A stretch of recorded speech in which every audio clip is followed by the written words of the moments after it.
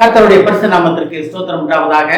இந்த ஜீவ வார்த்தை நிகழ்ச்சியை கேட்டுக்கொண்டிருக்கும் அனைவரையும் கர்த்தருடைய பரிசு நாமத்தினால் வாழ்த்துகிறேன், ஆசீர்வதிக்கிறேன். இன்றைய தின தியானத்திற்கு தேவன் கொடுத்த வேத பகுதி ஆகாய் தீர்க்கதரிசி எழுதின புஸ்தகம், அதில் 1ஆம் அதிகாரம், அதில் 7ஆம் வசனம். ஆகாய் 1:7. உங்கள் வழிகளை சிந்தித்து பாருங்கள் என்று சேனைகளின் கர்த்தர் சொல்லுகிறார். இன்றைய தினம் என்ன தினம் நமக்கு நன்றாக தெரியும். பெரிய வெள்ளி. இயேசு கிறிஸ்து நமக்காக, நமது மீறுதலுக்காக, நமது பாவங்களுக்காக, நம்ம அவரை விட்டு புரிந்து கொள்ளாமல் அவரை விட்டு விலகி போனதற்காக, நம்மை திருப்ப அவரிடத்தில் சேர்த்து கொள்வதற்காக, நமக்காக சிலுவையிலே தொங்கின தினம் என்று நமக்கு எல்லாத்தையுமே நல்லா தெரியும். இந்த தினத்தின் முக்கியத்துவம் என்ன என்று நன்றாக தெரியும். அந்த தினத்தன்று இயேசு சிலுவையிலே தொங்கி கொண்டிருக்கும் இயேசு இன்றைய நம்மளை பார்த்து என்ன கேட்கிறார் என்றால், நமது வழிகளை சிந்தித்து பாருங்கள், உங்கள் வழிகளை சிந்தித்து பாருங்கள். அப்போ நம்மளுக்காகத்தான், நம்ம வழிகளை நம்ம சிந்தித்து பார்க்காம நம்ம சுயத்தின்படி ஓடுனதுனால தான் இயேசு கிறிஸ்து நமக்காக பலியானார், நமக்காக சிலுவையில் அறிவுண்டார். அந்த இயேசு கிறிஸ்து நம்ம கேட்குற ஒரே ஒரு வார்த்தை என்னன்னா, உங்கள் வழிகளை சிந்தித்து பாருங்கள். இதை கேட்டுக்கொண்டு தேவ பிள்ளைகளே, நமது வழிகளை ஆராய்ந்து பார்த்து, நமது வழிகளை சிந்தித்து ஆராய்ந்து சீர்தூக்கி பார்த்து, கர்த்தருக்கு பிரியமில்லாத காரியங்கள், கர்த்தருக்கு தேவையில்லாத காரியங்கள், கர்த்தர் நமக்கு கட்டளையிடாத காரியங்களை விட்டு விலகி தேவனிடத்தில் வந்து நிற்பதற்காக, சிலுவையண்டை வந்து நிற்பதற்காக, சிலுவையிலே தூக்கிய இயேசு அங்கிருந்து நம்மளை அழைத்து கொண்டிருக்கிறார், நம்மளை கூப்பிட்டு கொண்டிருக்கிறார். என் மகனே, என் மகளே, நான் உனக்காக பலியாடினே, உனக்காக பலியாடாக மாறினேனே, உனக்காக சிலுவையிலே தூங்கி இருக்கிறேனே, என்னை உணர மாட்டேயா அப்படின்னு நம்மளை நோக்கி கேட்கிறார்.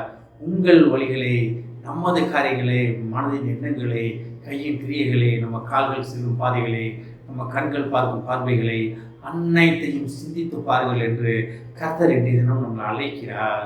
இதை கேட்டுக்கொண்டு தேவ பிள்ளைகளே, நமது வழிகளை சிந்தித்து பார்த்து தேவனுக்கு பிரியமானபடி நடந்து கொள்வதற்காக கர்த்தர் நம்மளை அழைத்து கொண்டிருக்கிறார். ரொம்ப கஷ்டமான காரியம் கிடையாது இது, ரொம்ப கஷ்டமான காரியம் கிடையாது. நம்ம கையை காலில் வெட்டிக்கிட்டு ரத்தம் சிந்தியோ இல்லை நம்ம பலியாகியோ தான் இதெல்லாம் நடக்கணும் கிடையாது. நம்மளுக்காக அனைத்துக்கும் பலியாகி விட்டார் இயேசு கிறிஸ்து, சிலுவையிலே தொங்கிக் கொண்டிருக்கிறார். அதை நம்ம உணர வேண்டும். நமக்காக இயேசு கிறிஸ்து சிலுவையிலே தொங்கிக் கொண்டிருக்கிறார். அதை நம்ம உணர்ந்து அதற்கு நன்றி உள்ளவர்களாக இருக்க வேண்டும். நம்ம வழிகளை சிந்தித்து பாருங்களேன். என்ன எப்படி சிந்தித்து பார்க்குறது? இது வரைக்கும் நம்ம எங்கே இருக்கோம், இது வரைக்கும் நம்ம என்ன இருக்கோம், என்ன பண்ணி கொண்டு இருக்கிறோம்ன்றது நம்மளுக்கு அடுத்தவங்களோட கூட நமக்கு நன்றாக தெரியும். நம்ம மனதே நமக்கான நியாயாதிபதி. நம்ம மனசுக்கு தெரியும் நம்ம என்ன செஞ்சுக்கிட்டு இருக்கோம், நம்ம எதுக்காக இந்த வார்த்தை பேசி கொண்டிருக்கிறோம், நம்ம என்ன செய்ய போகிறோம், எதுக்காக இந்த காரியங்களில் ஈடுபட்டு கொண்டிருக்கிறோம், இதனால் என்ன வரும் அப்படின்றது சகலமும் நம்ம அறிவோம். அதனால் தான் நமது வழிகளை சிந்தித்து தேவன் நமக்கு வைத்திருக்கும் வழிகளை நடப்பதற்காக கர்த்தர் அழைக்கிறார். இது ரொம்ப கஷ்டமான காரியம் கிடையாது.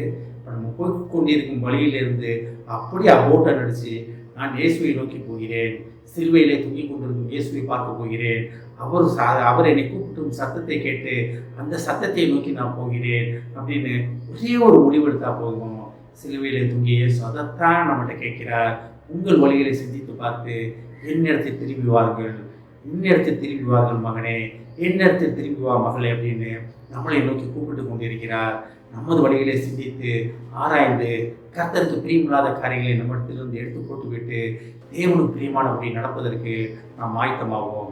ஆமென். ஜெபிப்போம். எங்களை அருமையான அன்பின் பரலோக பிதாவே, சிலுவையிலே நீர் எங்களுக்காக, எங்கள் பாவங்களுக்காக மரித்ததற்காக, தூங்கிக் கொண்டிருப்பதற்காக நன்றி நன்றி நன்றி ஆண்டவரே. எங்கள் பாவங்களை, எங்கள் மீறுதல்களை நீர் உண்மையில் சுமந்து கொண்டதற்காக நன்றி ஆண்டவரே.